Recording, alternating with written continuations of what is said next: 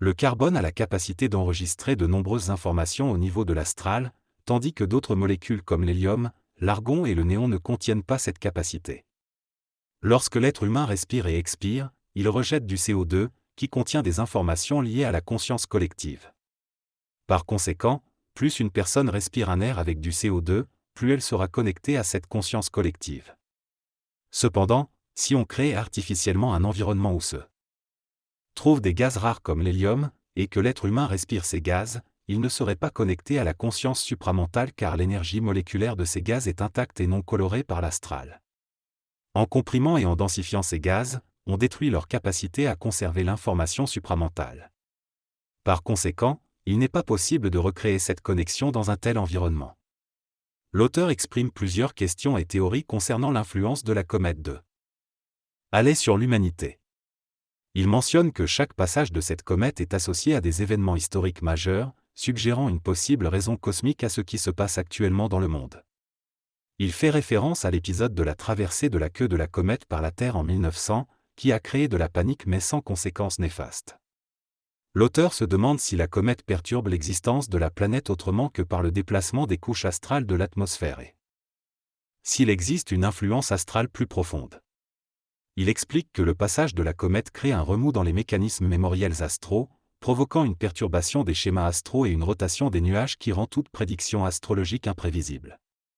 Cependant, il conclut que ce n'est pas la comète elle-même qui perturbe l'évolution de l'humanité, mais plutôt les actions des individus.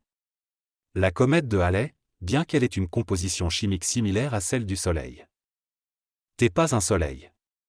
Cependant, elle laisse une traînée de gaz derrière elle lorsqu'elle passe près de la Terre. Cette traînée contient notamment de l'hélium et d'autres gaz rares, qui sont attirés par la Terre.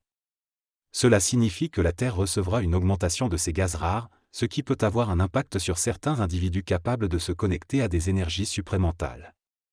À partir de 1986, il y aura des contacts collectifs au Québec avec ces énergies supramentales, mais pas nécessairement avec des énergies extraterrestres.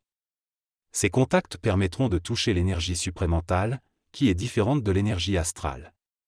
Cela permettra aux individus de discerner la saveur, la senteur, la couleur et le son de Dieu, et de différencier leur contact avec l'énergie supramentale des contacts plus normaux avec le carbone ou l'azote.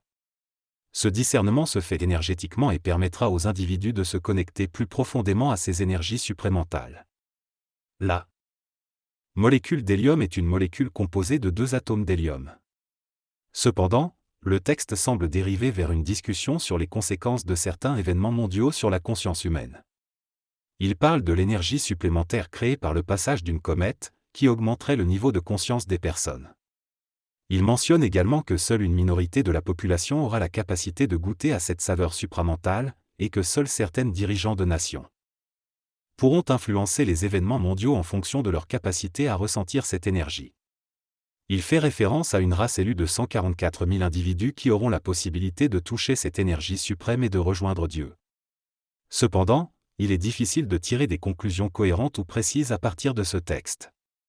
Selon les informations données, il est mentionné qu'un événement se produira où 150 000 personnes devront rester en vie, tandis que les autres passeront sur un autre plan.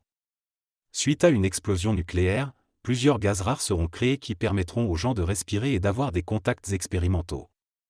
Cependant, cela aura aussi des conséquences destructrices, notamment sur la génétique des individus, qui perdront la capacité de procréer, et sur les égrégores négatifs qui seront transmutés.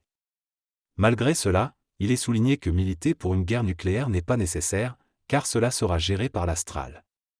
Il est également précisé que les élus ne seront pas seulement les survivants immédiats d'une apocalypse, mais plutôt les enfants des survivants.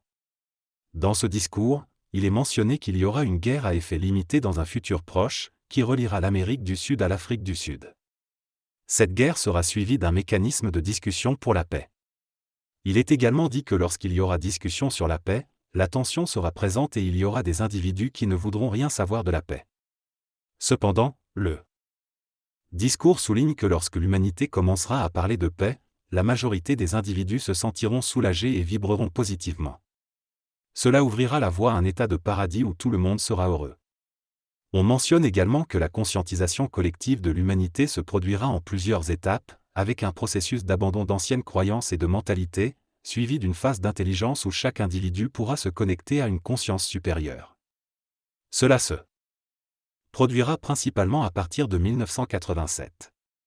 Finalement, il est souligné que l'être humain a peur de certaines choses qui se révéleront vraies car cette peur est trop présente. En 1987, il y aura une transformation importante et visible. Certains verront que les choses changent dans la société. Cependant, la situation financière ne dépend pas uniquement de la conscience ou du fait d'être connecté à une certaine énergie. Celui qui prend conscience de sa situation peut aussi être dans une situation financière difficile, tandis qu'un individu moins conscient peut être riche. Cela dépend de l'organisation et de la capacité à surmonter les 12 peurs fondamentales qui empêchent les humains de s'organiser. L'organisation est une question d'instruction de l'ego et ne dépend pas seulement des vibrations ou de la conscience supramentale. Tout le monde peut s'organiser, mais il faut suivre un schéma d'éducation particulier pour réussir à le faire. Ainsi, en 1987, ceux qui sont connectés à cette conscience supramentale pourront avoir une meilleure situation, mais cela dépendra de leur capacité à organiser leur ego.